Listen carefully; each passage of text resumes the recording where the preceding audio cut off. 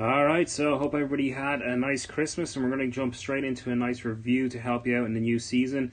And we're going to look at Sergio Garcia. And when I first kind of thought about doing this swing review, I was going to go along the lines of breaking the swing down, what I saw, how he moved, what muscles he was moving, and so forth. And then I thought, you know what, that's really just going to benefit me kind of showing off what I know, rather than actually helping anybody out there improve their own golf swing. So what we're going to do instead is I've picked out 3 things that I really like that Sergio does in his golf swing, that I feel percentage-wise, and that's a very important statement, percentage-wise, if the average club golfer was to do them, they might benefit their golf swing. Now, when I say percentage-wise, it means overall, this would probably benefit you, but there are massive exceptions to that rule in terms of your environment, how you grew up playing, you know, what your intent, your concepts are now of your own golf swing, and obviously then physical restrictions, okay? So we have to tread carefully when we're talking about these things.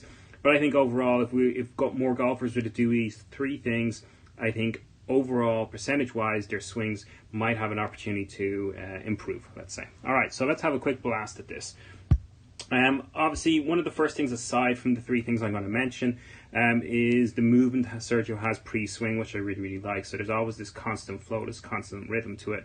And indeed, many of you who kind of a little bit older, who follow Sergio for quite a while, know that this kind of got him into a bit of trouble. I think about 10 years ago, where he would grip that trail hand, where to the extent that he sometimes couldn't take the club back, and he ended up sellotaping the hands together to make it work. So there is obviously a level that you don't want to go through, but I think Sergio has this lovely flow, everything's always moving. I think that's just a little something that we could take to it, where, you know, as soon as we stop moving, we're going to start thinking a little bit more, in my opinion. So if we have this flow, this ritual, I think it's a little bit easier to create a rhythm and a timing for your golf swing. So the 3 things that I really like that Sergio does is his body rotation in the backswing. So how he uses more of a body rotation movement to get the club or the handle to the top of his backswing position. His transition piece, so how he uses the left side in transition, and then his impact position, so how he flows through impact, flowing towards the target. So let's first have a look at the rotation in the backswing. And the reason why I really like this, okay, is from my perspective or my experience, a lot of club golfers err towards the side of using hands and arms too much. They start picking that golf club up, or they rotate the club too flat around them and then have to pick it up as a result of just feeling that the club is too far behind. So what I really like with Sergio is how much he actually uses his shoulder rotation. So it's very much all together. Now you're going to see a little preset with the hands there at impact, okay? We're not going to get into that, okay, because we're just looking at 3 specific things. Maybe another time we might do a little bit more detail, but let's talk about the rotation first. So he has this big shoulder rotation, and I put this on Sportsbox AI. So the top of the backswing, which I deem as the moment pre the hand starting to move back down, okay? So when this handle is starting to move back down towards the golf ball, I think that's the top of the backswing, so to speak. So we're going to go to around here somewhere, okay? You can draw your own conclusions. This isn't hard facts by any means. So at that position, we put on Sportsbox AI, and we actually had like 95% shoulder rotation, okay, which is really, really good, versus about 38 degrees pelvis rotation or hip rotation in there, all right? So we had this great balance between the 2. But again, the hand path or the hands haven't really traveled that far in the backswing, so you know the club itself has been moved more through a body and upper body rotation, okay, intent, rather than the hands and arms picking the golf club up. Because if we had the hands and arms picking the golf club up, we wouldn't have that rotation piece, and we'd have much less shoulder rotation, and the handle of the golf club would be further along, could be kind of somewhere in here, which we see from a lot of club golfers. So that's the first thing. Using that shoulder rotation as more of a carrying device for the handle of the golf club into the backswing can create a little bit more stability in what you're doing. And I also, you know, and I appreciate the science behind a hand path that travels further has the potential to create more speed and more power, absolutely. But again, you're going to have to work through this and negate it with technique-wise. So if you, for example, if Sergio stopped there and then just moved the hands more here, is that beneficial in any way, shape, or form? I don't know, okay? I just think this is a really, really good image to have for a lot of club golfers, is using that rotational of the upper section, if you can do it, again, restrictions withstanding, using the shoulders, rotating those hands and arms, and feeling that it's all one more unit moving to the top of the backswing, okay? So that's the first thing. Looking at using your body rotation more than the hands and the arms picking the golf club up in the backswing. So let's look at this second thing, and this is the transition into downswing. And we're just going to move from back into that backswing a little bit. what we're going to do is we're going to just put a little circle around this lead heel in here, okay? And what I want you to watch is as he goes into this position, that lead heel is going to start lifting. Now, I don't know the intent for that. I don't know the reason. I don't know why that's happening, okay? Because it could be happening for a couple of reasons. Number one, it could be happening because of the rotation, because he's rotating that upper section so much against this kind of lower section in here that lead heel starts having to lift up to allow this to rotate more, which is absolutely fine. He also could be using it as a precursor to shift in transition, put pressure on that lead side. So he's nearly unweighting the lead side a little bit as he gets to the top of the backswing, and then is going to push back down onto that lead heel in transition. So you can really see the down push onto that lead foot.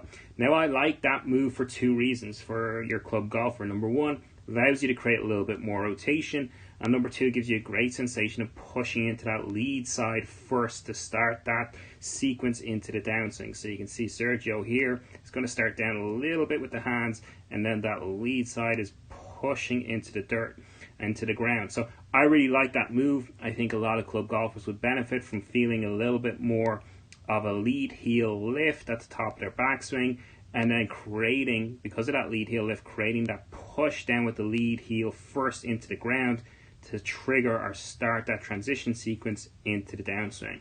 Okay, and then the last thing that I really enjoy that Sergio does as we're looking at this is how he actually moves through impact. And what I mean by that is it's very much a fluid action. There's not really a lot of stoppage going on, and there's a much more fluid flow towards the target. So everything's continuously moving towards the target. And if we get him into that impact position, is it perfect? Well, I think it's pretty damn good for a lot of things that he does.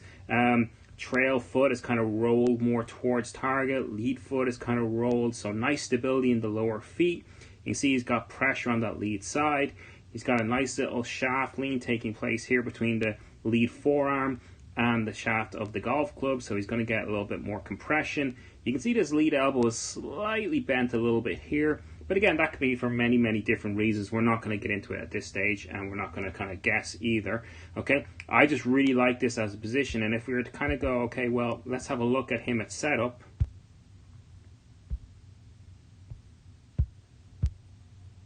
I think it's important to identify the differentials between the two. So on the right we have setup, on the left we have impact. So you can see there are two very, very different positions. One is pretty static, okay, although he has got a fluidic kind of movement going on in the setup, and the one on the left is just flow, it's dynamic, okay? So never think that impact will reflect your setup position, okay? Like setup is a precursor to starting the loading process in the backswing, which never stops until you finish your follow through, okay? So it's a constant flow of movement. So definitely that picture on the left hand side is a lovely sensation, or a lovely image for the club golfer to kind of go through and to have in their own head. Okay, pressure on the lead side, hands a little bit ahead of the golf ball or level with your lead kind of shoe. Trail shoe is kind of rotate or pronated towards target. You can see that trail arm is nice and soft. Trail elbow is kind of near enough to that kind of trail knee right in here. It's getting there, okay? So some really, really good positions. So overall, when you look at Sergio's golf swing, I like the rotation aspect in the backswing, not using the hands and arms separately to lift the golf club. I love the transition piece, the way he leads or lifts that lead heel to create that unweighting feel, and then uses it as the ignition to the transition, or nearly the ignition to the transition of putting that pressure back into that lead side, which helps with rotation later on in the impact. And I love that impact position, really, really solid in terms of the footwork.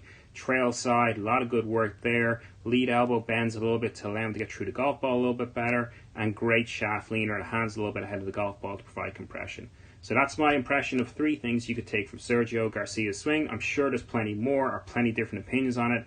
That's just my take, and I hope you enjoyed it. Cheers.